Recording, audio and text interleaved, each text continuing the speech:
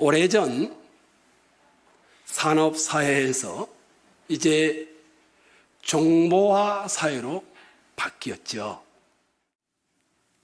더 나아가 이제는 제5 또는 제6의 물결이라는 AI 시대가 도래했다라고 진입했다라고 말을 합니다. 이제는 우리나라 어느 곳을 보아도 핵가족화를 당연시하는 풍조 속에 자식들에게 소외당하는 노인들의 문제가 사회 문제와 사회 비용으로 대두되고 있지요. 아마 자식과 함께 사는 노인 세대를 거의 찾아보기가 힘들어진 시대이지요. 우리나라 전체 노인 인구의 70% 이상이 생활비 부족으로 생계와 병원비 등을 걱정하며 근근히 살아가고 있다는 통계는 이미 상식이 되어 있습니다. 노령화, 고령화 시대를 지나 한국 사회는 급속하게 초고령화가 가속화되면서 일어나는 현상입니다. 부모 부양을 책임을 다하지 않거나 소홀히하는 자식의 수는 시간이 갈수록 늘어나고 있습니다.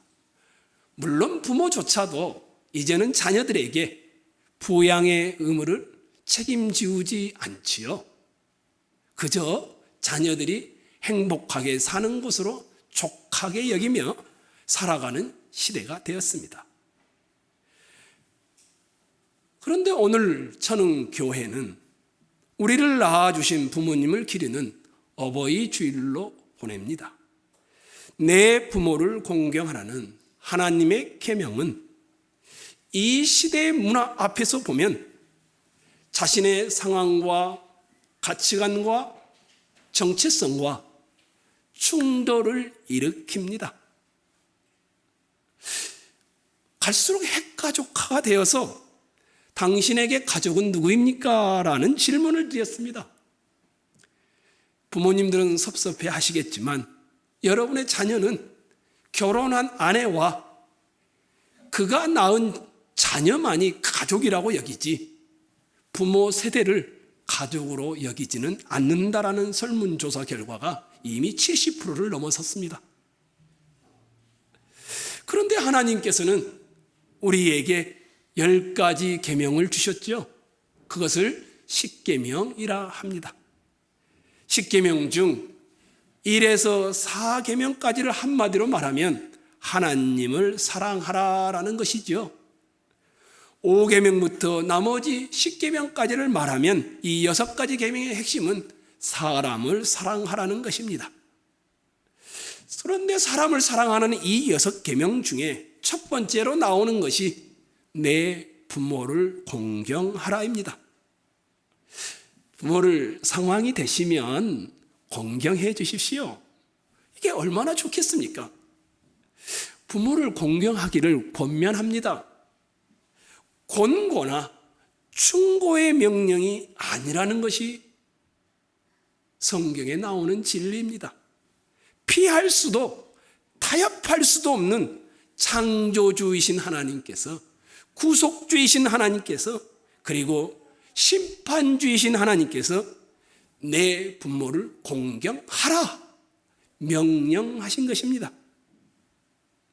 만약 하나님께서 우리의 창조주 하나님이심을 믿는다라면, 만약 하나님께서 우리를 구원한 구원주이심을 믿는다라면, 만약 하나님께서 최종적으로 우리의 인생을 저울에 달아보실 심판주이심을 의심 없이 믿는다라면 우리는 반드시 이 세대의 문화와 가치관과 아니면 신앙의 문화와 가치관이 충돌할 수밖에 없습니다. 조금 더 나아간 질문을 드려볼까요? 성도 여러분, 창조주 하나님은, 구원주 하나님은, 심판주 하나님은 사람을 사랑하라는 이 6가지 계명 중에 왜 하필이면 내 부모를 공경하라는 말을 제일 앞에 두었을까요? 부모는 눈에 보이지 않는 하나님을 대신한 가시적 대상으로 우리가 하나님을 섬긴다라는 절대적 가치를 이 땅에 드러내는 존재이기 때문입니다. 알지요? 연로한 부모님은 우리보다 지식이 떨어집니다. 그 자태도 세월이 흘러갈수록 초라해 보일 수밖에 없습니다. 세월이 가니 늙어가는 것은 인생 법칙상 어쩔 수 없습니다. 그러나 우리에게 근본적인 물음을 해보아야 합니다. 여러분의 가치관은 문화화, 변화하는 전통으로부터 오는 것인가요? 세상이 핵가족화를 당연시하고 있으니 나도 그 문화와 변화를 따라가고 있나요? 내 상황이 지금 너무 힘드니 부모를 나중에 상황이 되면 공경하겠다라는 변명과 아니면 이유를 삼고 계시나요? 아니면 정말 성경을 하나님을 믿으며 태초로부터 계시며 창조주 하나님과 함께 계시며 말씀이신 분이 천지를 창조하신 것을 믿으시나요? 이 둘은 충돌할 수밖에 없습니다. 오늘 본문에 5절은 이렇게 말하지요. 빛이 어두움에 비치되 어두움이 깨닫지 못하더라. 어쩌면 구약의 전 역사를 염두에 두고 있는 표현인지도 모릅니다. 어둠에 깨닫지 못했어요. 내버려 두셨나요? 그렇지 않습니다. 하나님은 빛을 깨닫지 못하는 어두운 세상에 관심을 포기한 적이 없습니다. 세상이 어둠으로 빠지면 죄악 가운데 하나님에 대하여 반역을 하고 있지만 하나님은 그런 악한 세상을 버려두시지 않습니다. 그래서 깨닫지 못한 그들에게 한 가지 역사적 핵을 긋는 사건을 소개합니다. 그것이 6절이지요. 여러분이 한번 6절을 읽도록 하겠습니다. 읽겠습니다. 6절 시작.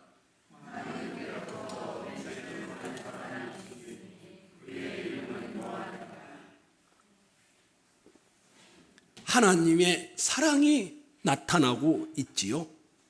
세례 요한에 대한 소개를 하고 있습니다. 하나님이 어둠에 깨닫지 못하니까 내버려 두는 것이 아니라 세상에 대한 관심을 드러내고 있음을 소개하고 있는 것이죠. 세례 요한을 소개하는 이 6절에서 8절은 3번씩이나 증거, 증인이라는 단어를 사용하여 세례 요한을 소개합니다. 세례 요한은 빛이신 예수님을 깨닫지 못하는 세상에 예수님을 증거하는 증인으로 있다라는 것이죠. 이 정도가 아닙니다. 8절을 한번 보십시오. 그는 이 빛이 아니요 이 빛에 대하여 증거하러 온 자라. 요한 공동체에 요한복음을 쓰고 있는 사도 요한은 빛이신 예수님을 소개하는데 그 소개하는 세례 요한에 대하여 세례 요한이 아무리 위대해도 빛이 아니라 빛을 증거하는 도구일 뿐이다라고 소개합니다. 세례 요한은 통로라는 것입니다. 세례 요한이 누구인가? 그 정체성에 대한 설명이죠. 한마디로 말하면 통로입니다. 어둠의 역사를 향한 하나님이 보낸 선교사로 세례 요한을 소개하는데 좀 독특한 것이 있습니다. 다시 6절을 한번 보십시오. 우리말 성경은 하나님께서 보내심을 받은 사람이 있으니 그의 이름은 요한이라 이렇게 말하고 있지요. 요한복음에는 요한복음 1장, 3장, 5장, 10장 계속 세례 요한을 소개하는데 그 첫 마디가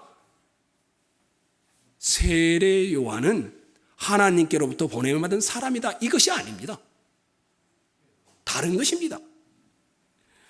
하나님께로 보냄을 받음이 먼저가 아니라 그 앞에 단어가 나옵니다. 그는 사람이었다. 세례 요한의 설명의 첫 단어가 그는 사람이었다. 이 단어가 제일 먼저 나옵니다.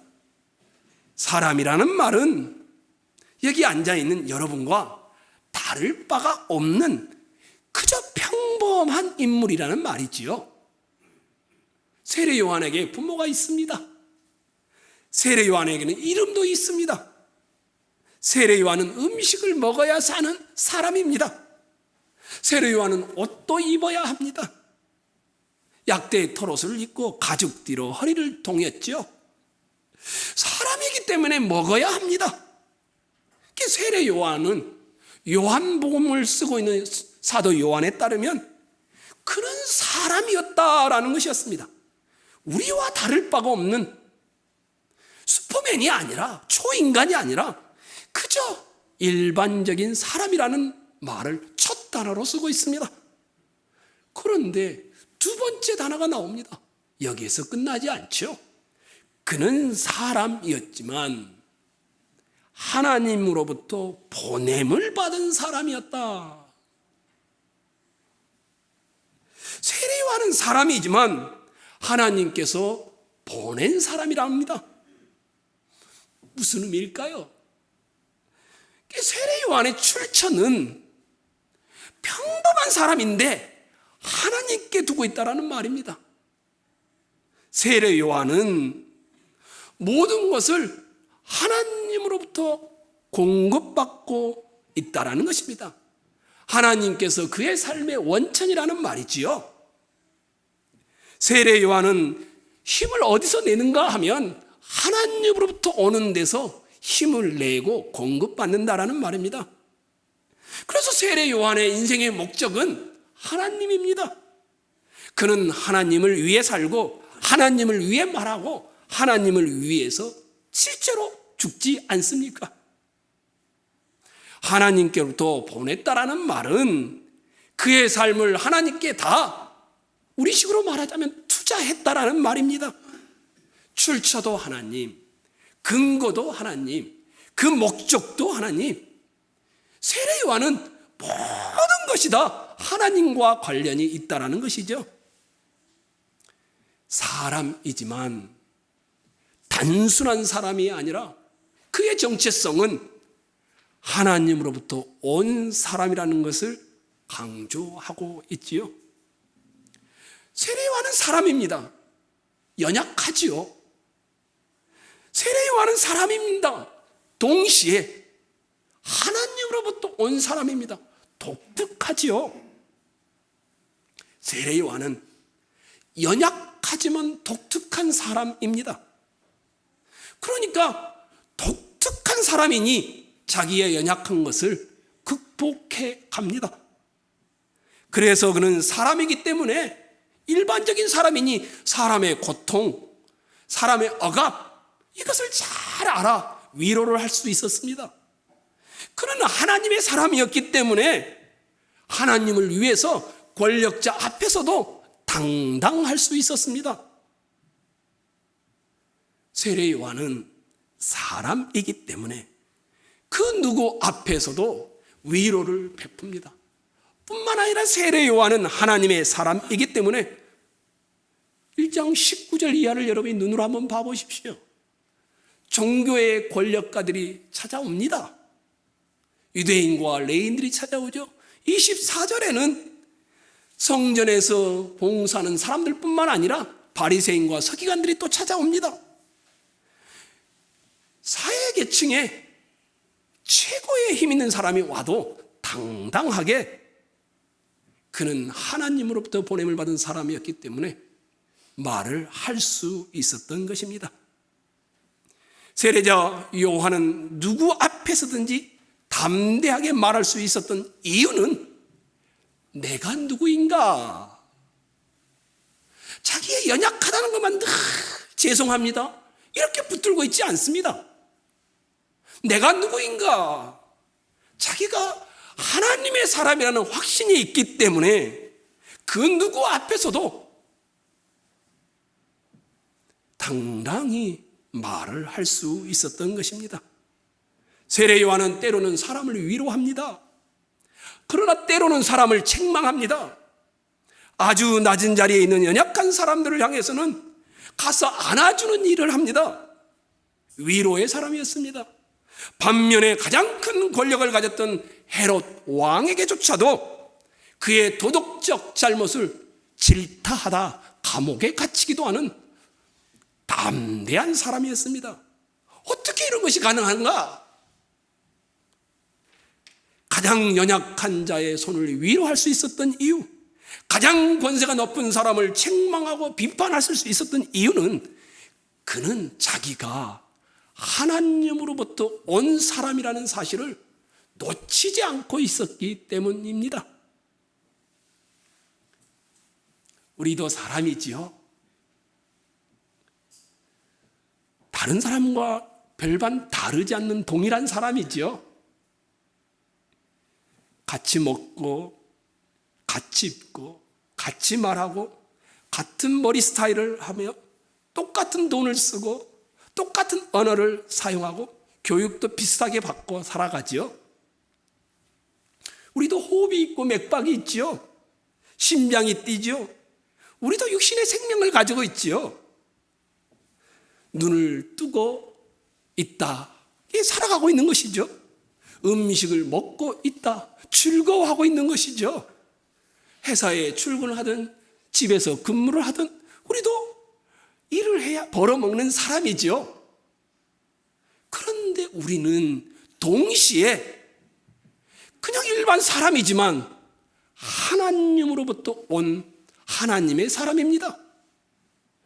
우리의 정체성은 이 시대의 문화가, 이 시대의 트렌드가, 이 시대의 변화가 정체성이 아니지요.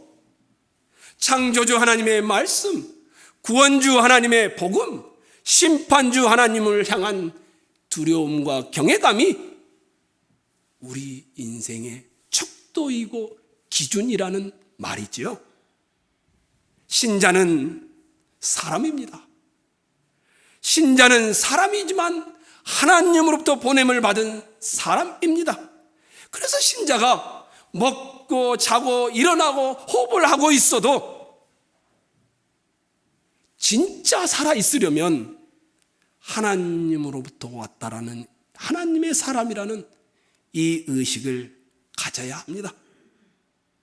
만약 여러분과 제가 하나님으로부터 보냄을 받은 사람이라는 이 의식이 없으면 살아있지만 사실은 죽은 것이지요. 자신이 하나님의 사람이라는 이 분명한 사실을 가지고 있지 않기 때문일 것입니다. 세례 요한은 사도 요한에 따르면 빛이 아니고 이 빛에 대하여 증언하러 온 자다. 무슨 말입니까? 광고회사를 다니신 분이 계시나요? 빛을 알고 있는데 가만히 있는 것이 아니라 빛을 광고하고 홍보하고 빛을 드러내는 통로로 자기 인생을 살고 있다. 이런 말이지요. 사실 왜 이런 말을 했을까요? 그는 이 빛이 아니요 이 빛에 대하여 증언하러 온 자라. 사람들이 모여서 웅성거리기 시작했습니다. 세례 요한이 등장했을 때 주위에 있는 많은 사람들이 저 사람이 혹시 빛이 아닌가? 저 메시아가 아닌가? 추정하는 사람들이 많아지기 시작했습니다. 사람들이 세례 요한을 보면서 참 빛이 혹시 아닌가라고 이야기하기 시작합니다. 심지어 예루살렘의 최고층의 권력가들도 종교 지도자들도 사람을 보내서 파악해봐라 할 정도가 되었습니다. 이런 의심을 품고 있는데 여러분 1장 19절을 한번 보십시오. 1장 19절, 20절.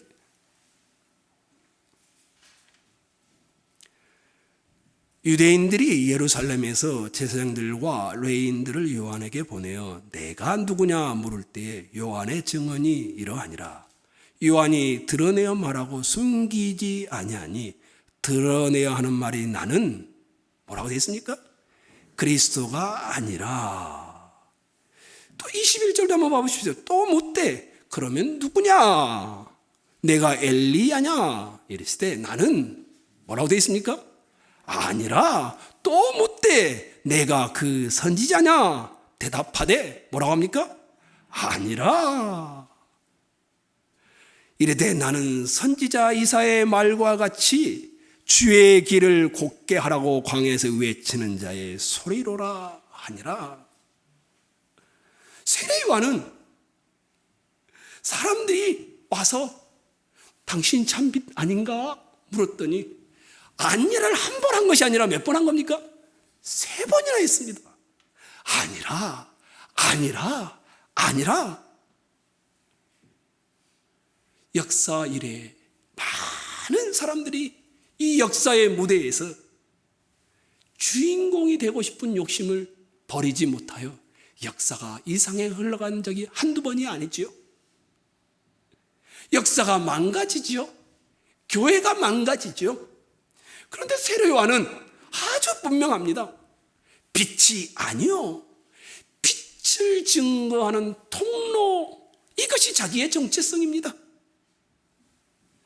자신이 빛의 증거자임에도 불구하고 너무 기뻐하고 자기가 주연이 아닌데도 너무 즐거워하는 예수 그리스도의 길을 준비하는 자다라고 자기를 정확하게 소개를 합니다.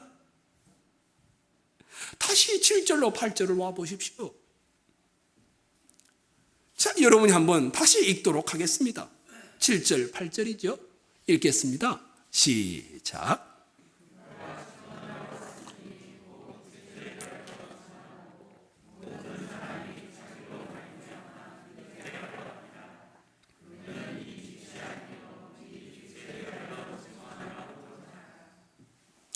난 빛이 아니야. 나는 인생의 주인공이 아니야. 빛의 통로자일 뿐이야. 내가 하는 일은 왜 이런 일을 하게? 참 빛이신 분이 계시니까 나를 통하여 당신들이 그분을 믿었으면 좋겠어. 모든 사람으로 자기를 인하여 믿게 하려 함이라. 세례 요한의 제자들이 세례 요한에게 왔습니다. 선생님, 선생님, 저 많은 사람들이 선생님을 따르다가 저기는 저 갈릴리의 한 사람 나사렛 예수에게로 가고 있습니다. 어떻게 하면 좋습니까, 선생님? 제자들은 내심 염려가 됐습니다. 근데 세례 요한이 뭐라고 합니까? 그는 흥하여야 하겠고 나는 쇠하여야 하리라. 예수 그리스도는 앞으로 나아가고 나는 뒤로 물러가야 한다. 예수 때문에 나는 쇠하여야 하고 나 때문에 예수는 흥하여야 한다. 예수 때문에 나는 피곤해야 하고 나 때문에 예수는 영광을 받아야 한다. 우리 때문에 예수는 흥해야 하고 예수 때문에 우리는 낮아져야 한다. 예수는 나로 인하여서 통로자가 되므로 높은 자리에 가야 하고 예수는 흥하여야 하기 위해서 나는 망하는 길을 가겠다. 이런 말을 하고 있는 겁니다.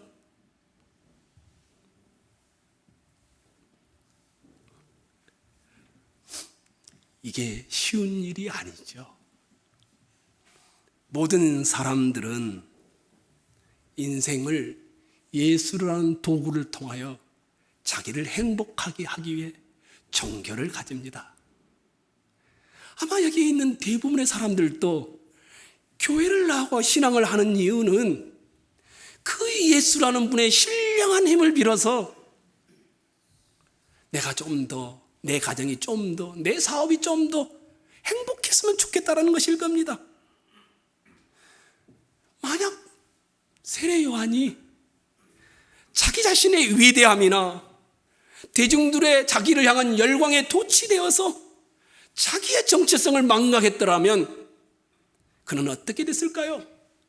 빛의 통로가 아니라 자기가 빛인 제 착각했더라면 그는 인생의 역사상 여인이 낳은 가장 위대한 선지자가 아니라 가장 불행한 인간이 되고 말 것입니다. 많은 사람이 세례 요한의 설교에 도취되었습니다. 한두 사람이 아니라 많은 사람이 공동체를 이루며 따르기 시작했습니다.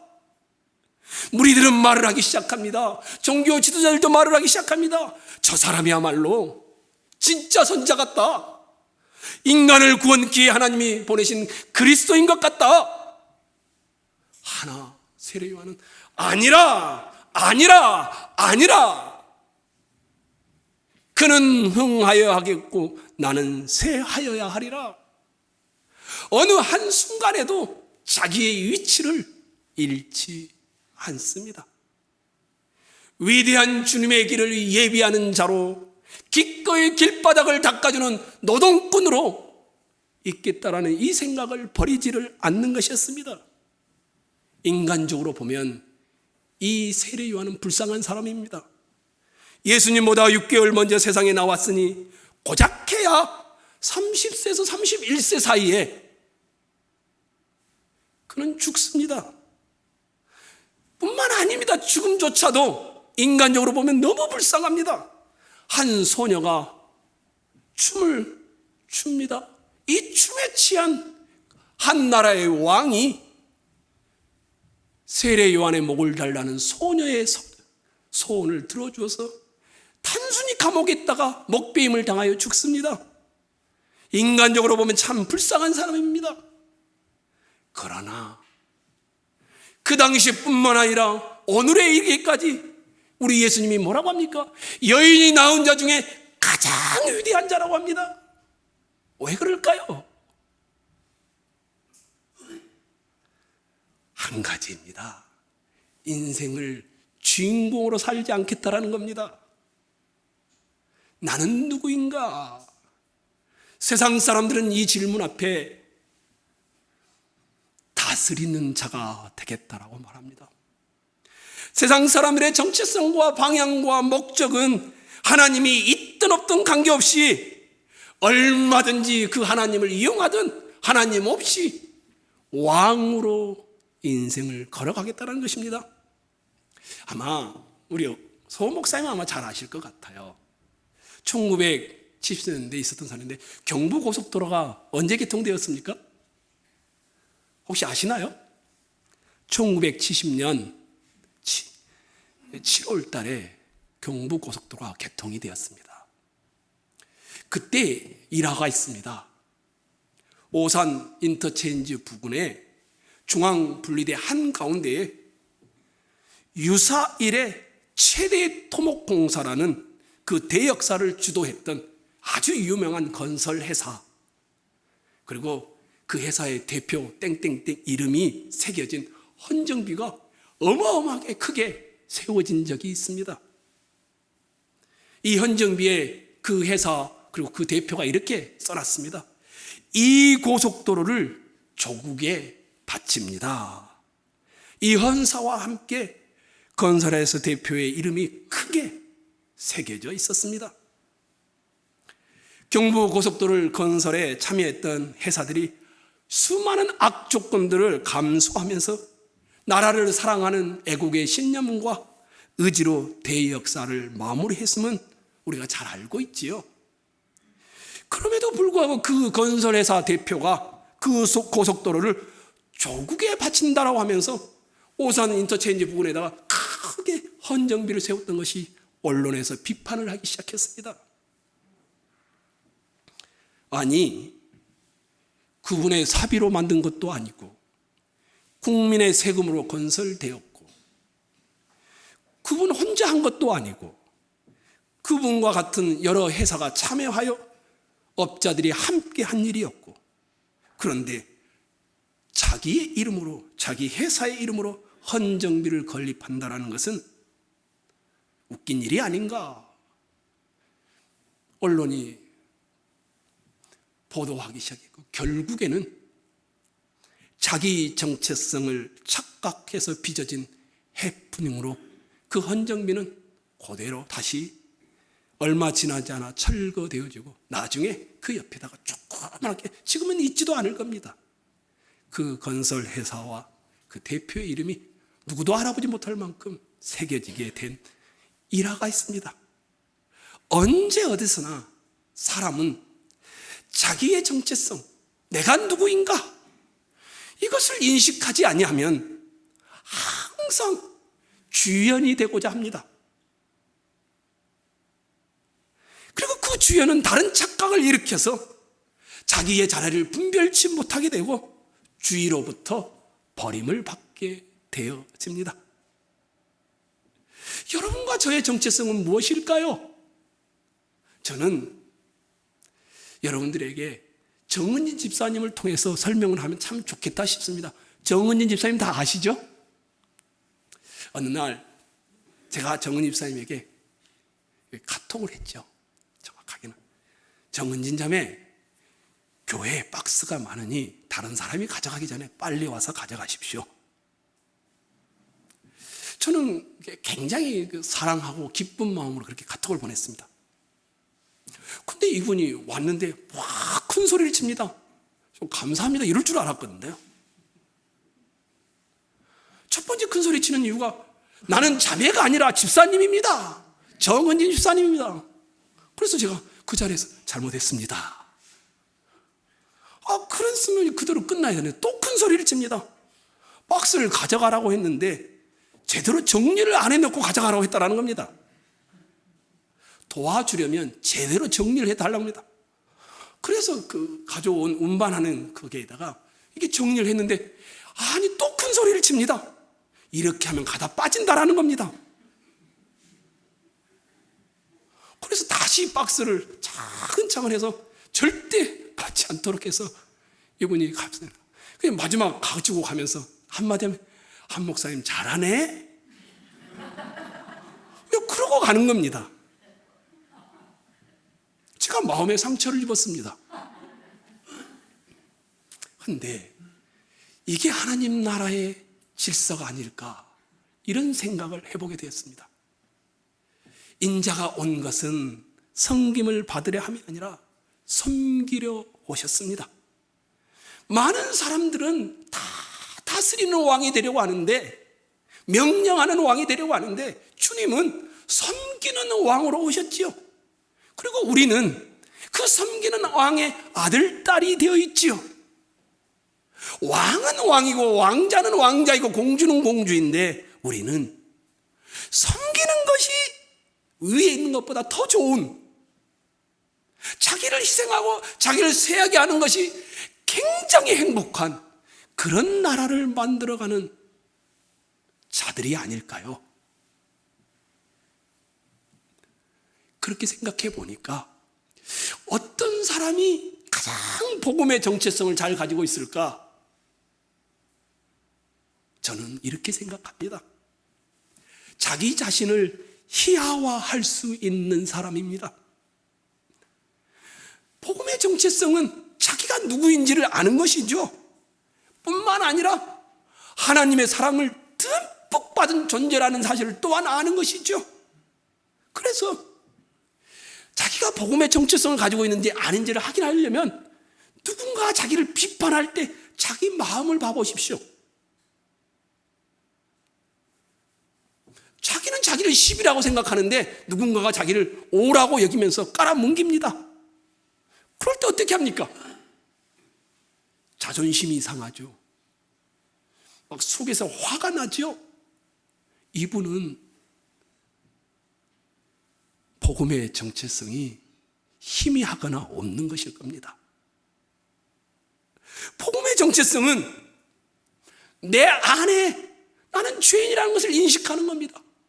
그리고 하나님이신 그분이 나를 얼마나 듬뿍 사랑했는지를 아는 것입니다. 그래서 어진간한 일에는 허허허허 그렇게 생각할 수도 있겠네요 라고 기꺼이 아무리 비웃고 비판하고 자기를 향하여 흉보는 이들을 받아들일 수 있는 사람, 나는 이것이 넉넉함이고 복음의 정체성을 가진 사람이라 여겨집니다. 복음이 아닌 정체성을 가진 사람은 늘 자신이 잘났다는 인식을 가지고 있습니다. 그래서 누군가로부터 비난을 받거나 비판을 받으면 자존심이 상하고 격노합니다. 자기는 자기를 생각하기를 10이라 생각하는데 사람들이 자기를 비난하면서 일이나 이 정도로 하찮게 여긴다라고 여기기에 그는 기꺼이 분노하고 의절하거나 싸움을 하게 되어집니다. 바울은 자기 자신을 뭐라고 합니까? 죄인 중에 괴수라고 말합니다. 자기 자신을 스스로 희화화하고 있는 것입니다. 자기의 연약함, 자기의 못남, 자기가 얼마나 정말 죄인들의 우두머리인데 그런 떳떳합니다. 왜요? 이런 나를 용납하시고 이런 나를 사랑하시고 이런 나를 위하여 태초로부터 계신 그분이, 하나님과 함께 계셨던 그분이, 말씀이신 그분이, 만물을 지으시고 섭리하신 그분이 말씀이 되어 육신으로 오셔서 나 같은 자를 사랑해 주었으니 얼마나 자기가 그 비난 앞에서도 떳떳하고 사랑을 넘어서지 못하게 만듭니다. 자기를 웃으면서 희화화하고 조롱할 수 있는 이것은 진짜 복음을 가진 사람의 참된 자유에서 출발합니다. 누군가 자신을 조롱하고 무시하지만 무너지지 않는 이유는 내가 내 안에 잘남이 나의 정체성이 아니라 하나님의 견고한 십자가의 사랑이 내 정체성이고, 하나님은 흥하고 나는 망하는 길을 가겠다라며 기쁨으로 그것이 복되다라고 여기는 자만이 할 수 있는 반응입니다. 성도 여러분, 여러분 누구신가요? 너희는 세상의 빛이라. 산 위에 있는 동네가 숨기지 못할 것이요 사람이 등불을 켜서 발 아래에 두지 아니하고 등경 위에 두나니 이러므로 집안 모든 사람에게 비추느니라. 이같이 너희 빛을 사람 앞에 비추게 하여 저희로 너희 착한 행실을 보고 하늘에 계신 너희 아버지께 영광을 돌리게 하라. 우리는 누구입니까? 사람입니다. 우리는 누구입니까? 하나님으로부터 보냄받은 사람입니다.